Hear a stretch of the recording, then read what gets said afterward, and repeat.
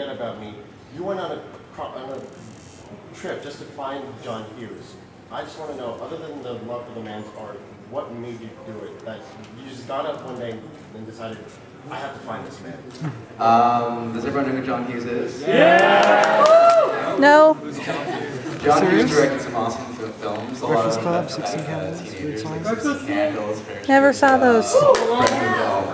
Breakfast Club, Some Kind of Wonderful, Pretty in Pink. You never lived in the 80s. Weird Science. I was born in the 80s. I wanted to, right after Power Rangers, my idea was that I was going to take some of the money I made and make a teen film.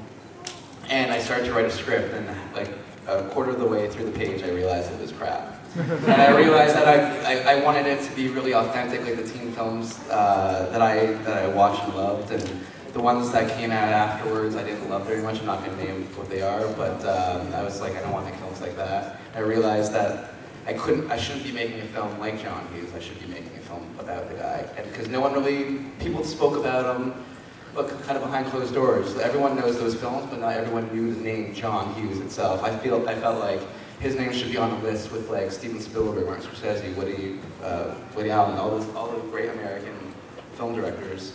So I got myself in a van and I interviewed Ali Sheedy, and the rest is in the film. Available on iTunes. Thanks for the question. Were any of you fans of Power Rangers before you became cast members on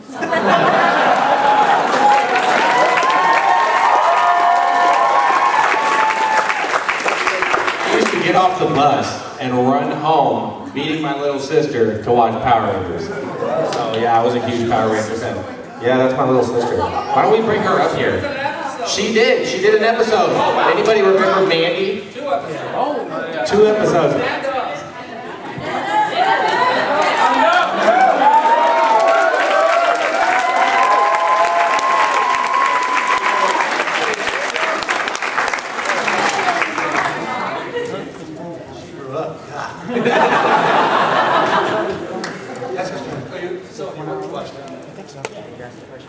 I did, because I was there from the beginning. Next, thank you. I was wondering if the actors, they experienced typecasting after the show.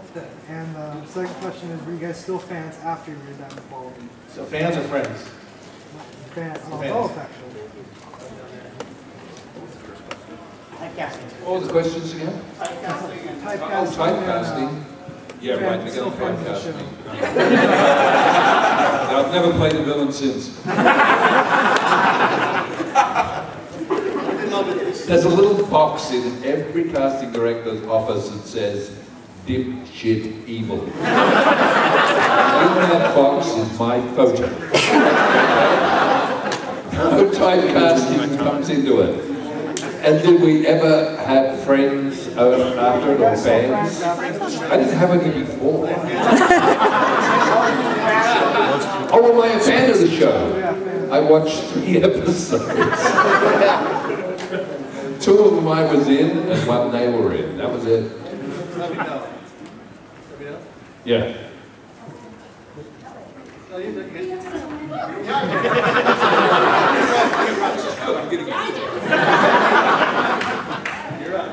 Typecasted, I think it's a little battle we have, right, Rangers, at the beginning, but I cut my hair for that reason. I want to just, get into the mix, put some new stuff, and kind of get away from the Carlos character for a minute.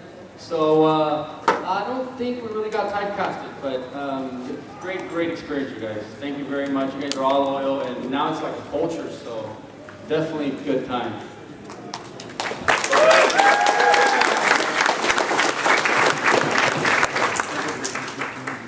People say you're a girl? I always play boy characters. Thank you. Next question. Hi. Hi guys. This is for the Time Force. This is for the Time Force cast. What was it like working with Edward Lawrence Albert? Great. He was great. You can take that too, but I'll just say a little bit. Remember from the studio about you, he's just the sweetest, nicest guy. Best guy in the show. Wait. No, I'm kidding. I love this guy. No, he was.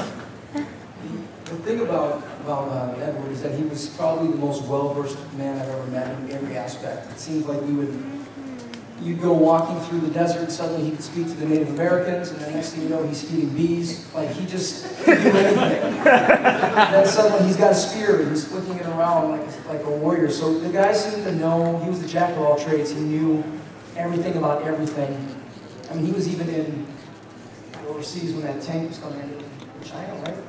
Yeah, Times Square. Yeah, he was there for that. So the guy was like a Renaissance man. yeah, he just was everywhere.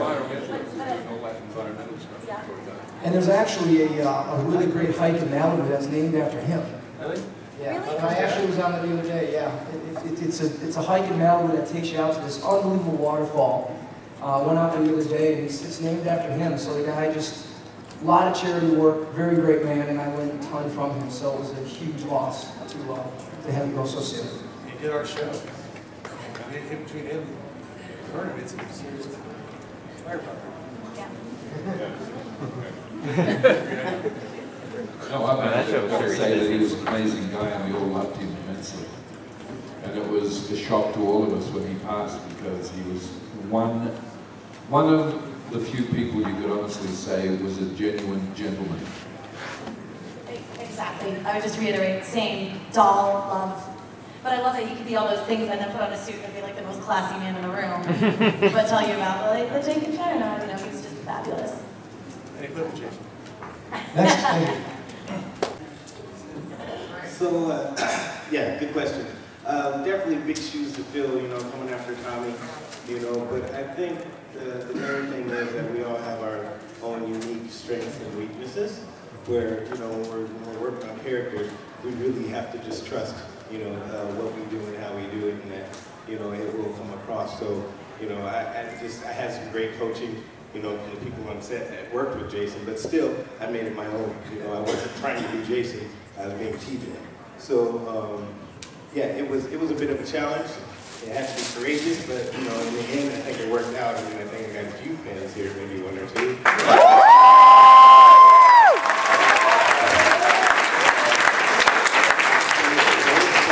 really enjoyed it, and I really appreciate you guys, too. Thanks a lot.